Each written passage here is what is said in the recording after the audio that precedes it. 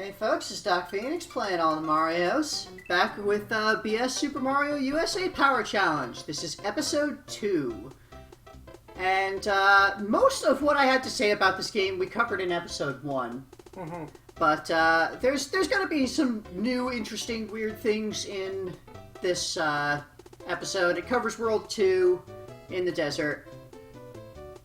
Also, I was kind of in the middle of discussing Birdo when we ran out of time at the end of the last one. Right. So, as I was saying, so Birdo, in Nimbus Castle, panicked, went into an egg, got picked up by Bezo and brought to the castle, and then woke up but couldn't break out of the egg on her own. And then Mario wanders by and, you know, she entices Mario to help break her out of the egg. And, you know, Birdo encounters Mario, and knowing this is my boss's nemesis, I gotta at least try to fight. So, you know, she puts a token effort into it, but doesn't really push that hard.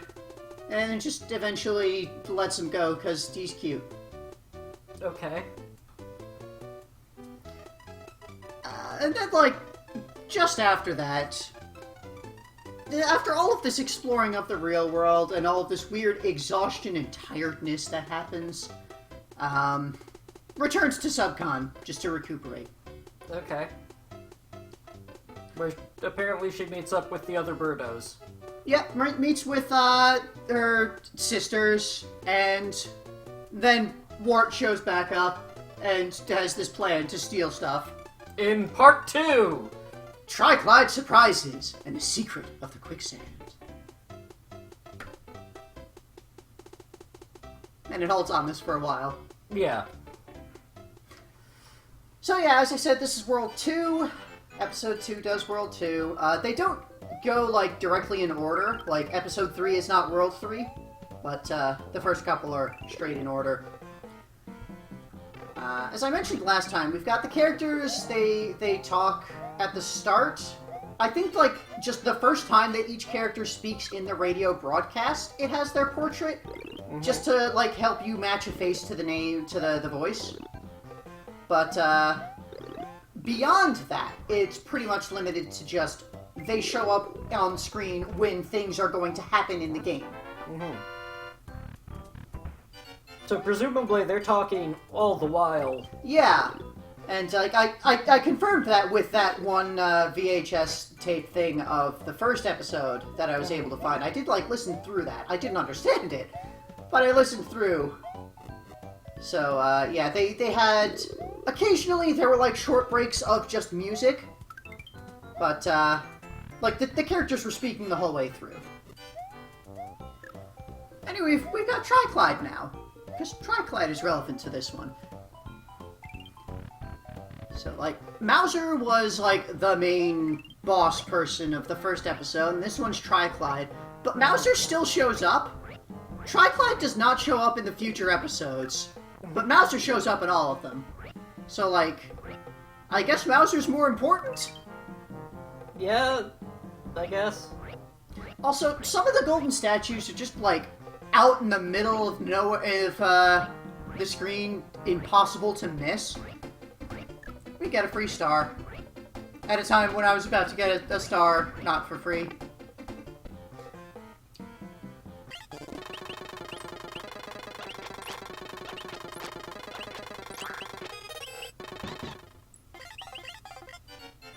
The first statue in this stage is annoying, because you have to rush to get to it before it sinks in the quicksand.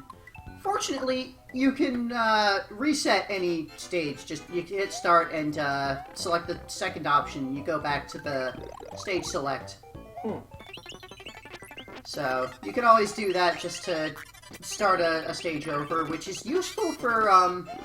there are some statues where you need to go into subspace in a specific area, and for a lot of those, that precludes you from getting the mushroom. So, the,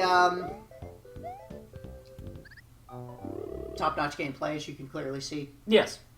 So, something that I wound up doing a couple of times for those was I would run in, get the statue, and then restart the level so that I could use the potion to get the mushroom instead. Because the statues, you know, their progress sticks around. But also, as, I'm pretty sure this wasn't a thing in the original game. It may have been a thing in All-Stars, I'm not sure about that. But, whenever you, like, change screens, enter a pot, or enter a door, and you go back, things reset. So, like, the potions come back. So, if you miss something, you can actually just change screens, come back, and grab it again. But yeah, you needed to bring the potion, like, from the start of that screen all the way to the end to get that, that statue there.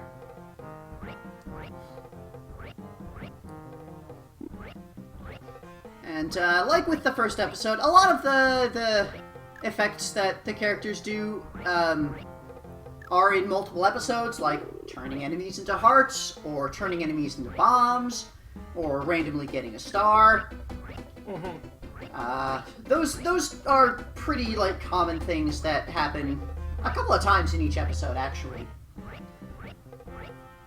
But, each episode also does have its own, like, unique couple of things that, you know, they only happen in that episode. Usually related to the, specific boss of that episode.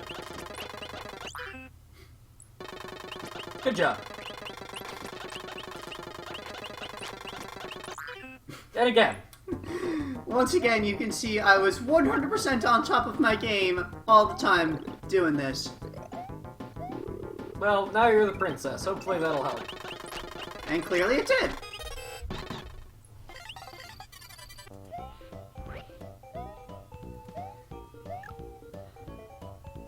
So, you can see there's a statue up there, but, it's not, like, the easiest to grab. You can't just, like, go and grab it. You need to, like, have some kind of jump thing. Also, another statue that just goes into the quicksand. You gotta rush for, while also in subspace. So, you know, because I have the princess at this point, I can get that statue pretty easily from that cactus, you can see. But, you know, if I was still Mario, then I would have had to, like, jump off of one of these Bezos to get out there. Yeah. And you see they're turning enemies into hearts again. So that room up there is a great spot to just grind out grabbing coins. Or you can just, like, go in, go to subspace, grab all those coins, leave and come back and do it again. You can't do that infinitely, though. They do, like, each grass tuft can only produce coins in subspace a certain number of times before it just stops doing that. So they make sure that you can't just cheese it. Also, Giant Phanto. Hi, Giant Phanto. They just kind of summon a Giant Phanto. Giant Phanto is freaking, like, impossible to avoid, I found.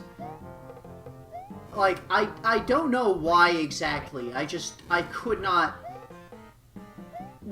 die whenever Giant Phanto shows up. As you can see. Well, Giant Phanto wasn't the one who killed you there. Yeah, but I was hiding on that side of the screen from Giant Phanto. So.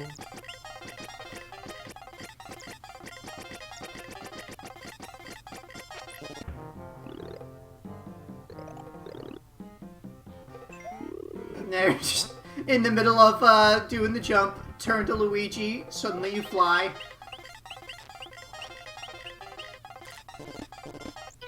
And here was another tricky statue where you have to go back to where the key was after using it in the door. Although this one's more annoying and tedious than tricky. But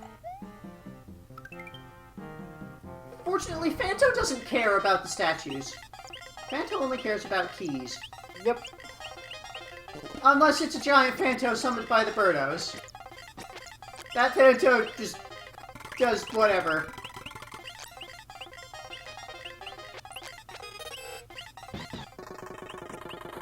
Now the battle with Tryclyde. Yep. Nice and quick, simple.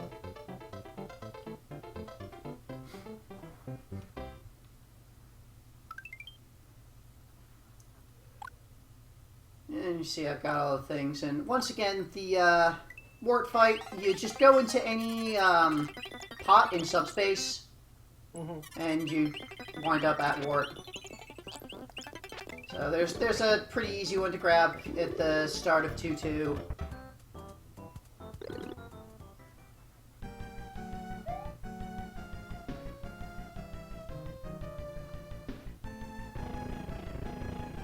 Although, when you're fighting Wart and gameplay effects happen, they can have some really interesting interactions.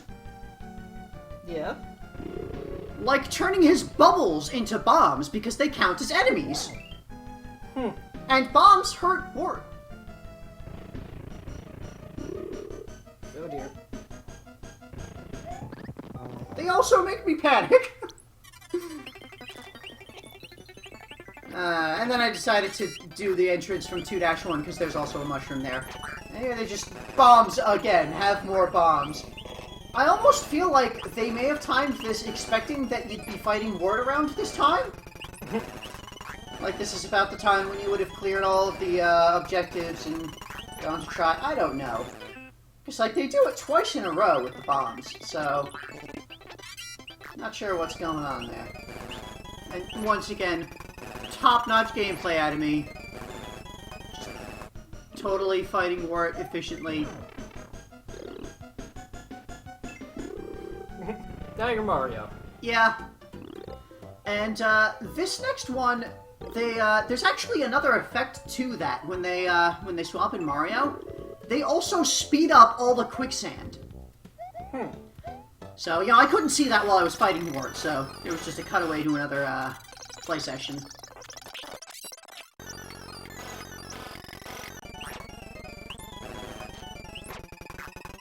And then they swap Peach back in. I almost imagine that, like, the Birdos are arguing amongst themselves whether they should have Mario or Peach in.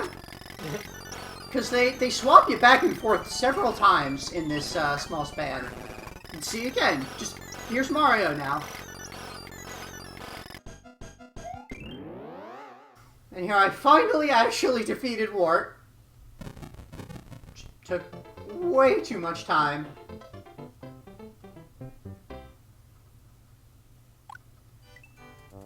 And now just a quickie look at all of the weird things. All the little dialogue blocks and what they do. More Birdo talk.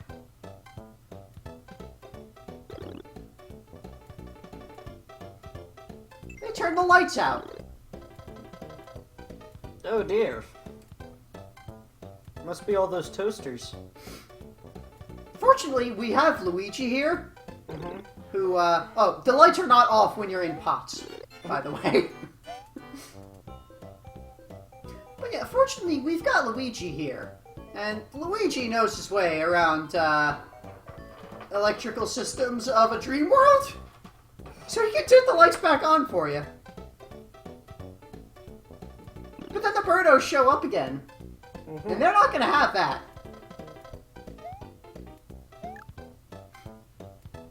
So there's kind of this fight back and forth between having the lights on or off.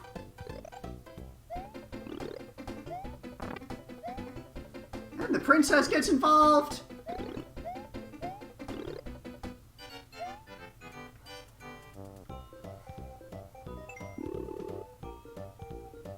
And now she's here. Yep. And then they're still turning the lights off on her.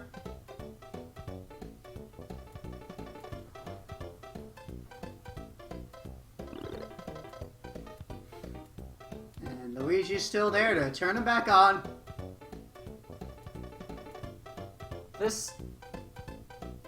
I can only imagine this would be very painful to be playing through. Yeah, if I was actually, like, trying to play the game rather than just showing off what's going on, this would be extremely annoying.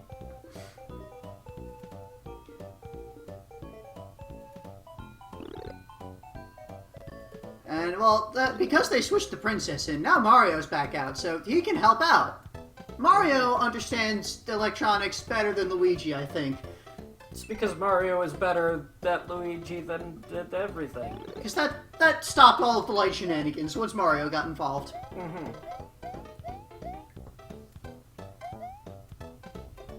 So here we've got the gang talking, and the commander there is there. And they finally make the quicksand go back to its normal speed. Huh. You know, it took like 10 minutes that the quicksand was fast for.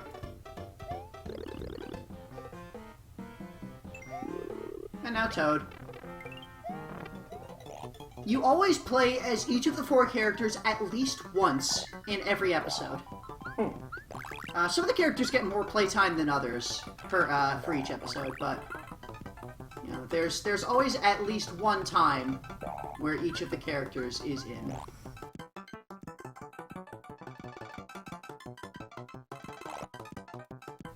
Yep, random star. Yep. You think about the things where, like, you know, random darkness would really screw you up, but a random star could be extremely useful. Like, maybe you're fighting a boss and you get a random star. I actually do not know how stars interact with the bosses. I did not have that come up while I was playing through. But, Tryclyde and Green Birdo are discussing something. yeah, they're, talking about Tryclyde doing that. So, you know, much like the Birdo's Egg Barrage or the Giant Mauser Bomb, Tryclyde can also just initiate an attack from the sky.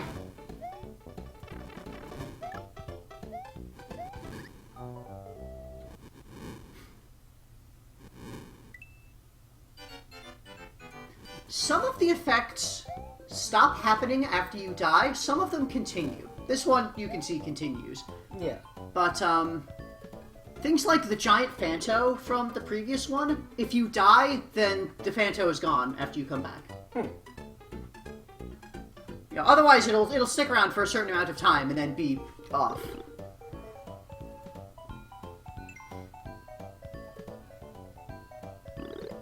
That one was just, I think they were just, like, talking about the fact that they had done the fire attack. Because, like, I didn't see anything actually happen there.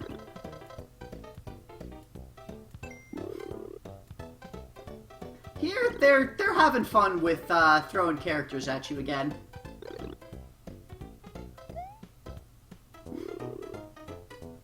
Like, again, I imagine that they argue amongst themselves who should be the playable character at the moment, who should be out here. Because there's a couple of times where they just back and forth have, like, a dialogue thing that comes up and they change a character, and then a different one shows up and then they change the character. This effect is very interesting. The quicksand stops entirely. The commander of subspace can just stop the quicksand. But only for you! Oh, and Mario's back. That was Luigi before. And they threw Mario in.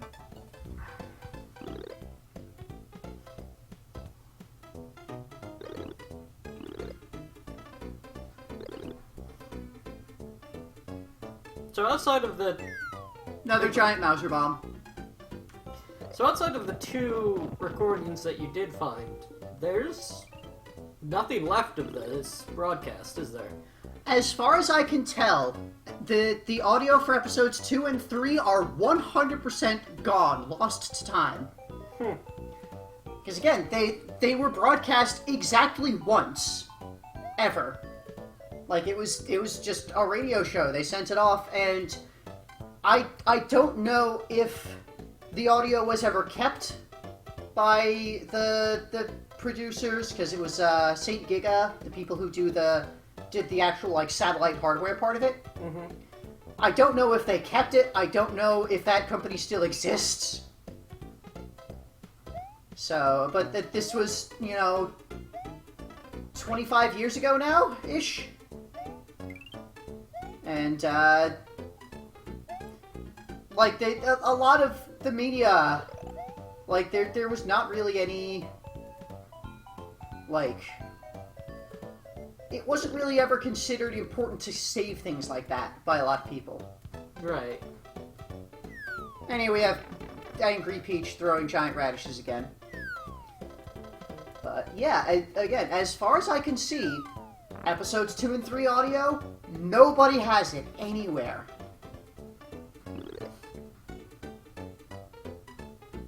And again, the episodes 1 and 4 audio that I found, that's literally like someone had a VHS tape that they recorded at the time that it was, the one time that it was broadcast. It's a really interesting piece of video game archaeology. It's like a piece of preservation that's we don't have anymore. Yeah. And it's really unfortunate, because, like... This is weird. There's There's nothing else in the Mario series like it.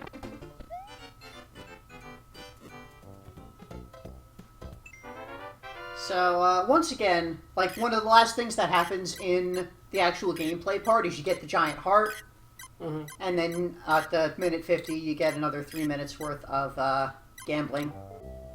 And you can see I ran out of coins a little bit early, so it kicks me to the screen a little bit early. Mm-hmm.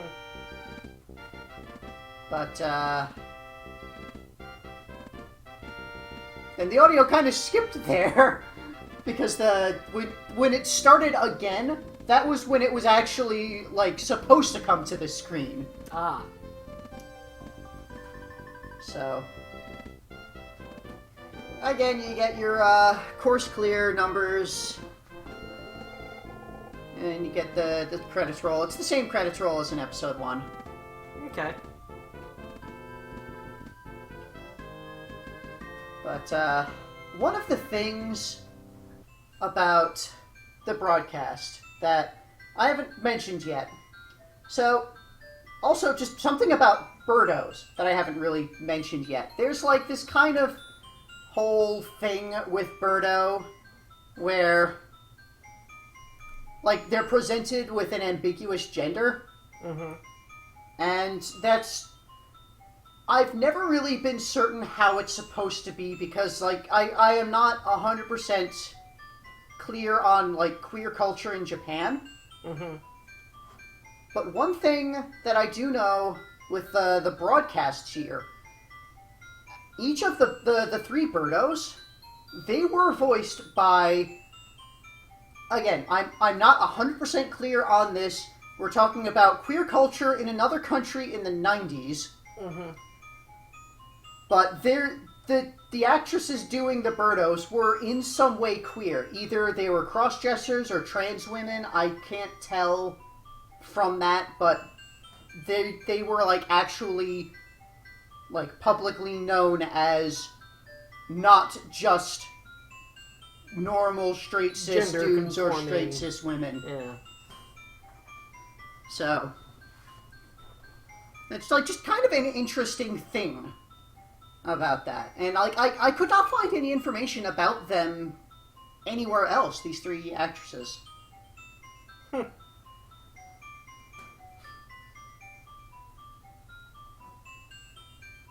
So, just unfortunate that it was lost. Yeah, this might have been the very first instance of a like queer person in video games. Yeah, maybe. One thing that I will totally say, Birdo is canonically trans. Yeah.